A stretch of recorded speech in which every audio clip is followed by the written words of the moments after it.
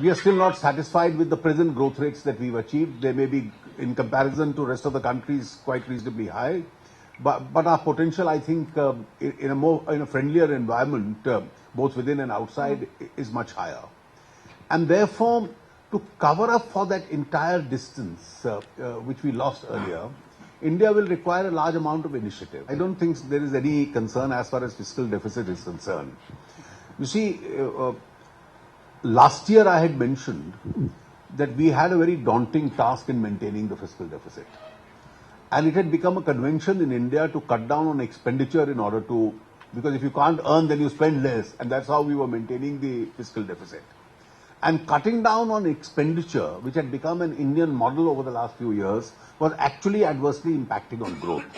Therefore, we didn't intend to do so. I had therefore consciously this year kept a very modest fiscal deficit target. That is the movement from 4.1, it eventually became 4% to 3.9%.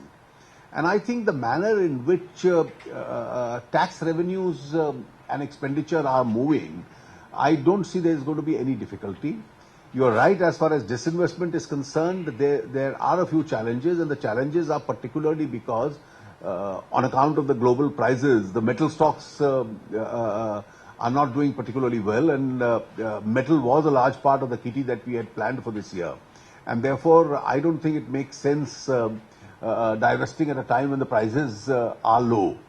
And I don't think this year we'll have to cut down expenditure of either state governments or public expenditure or the central ministries. As it is, we are moving ahead of our targets as far as indirect taxations are concerned.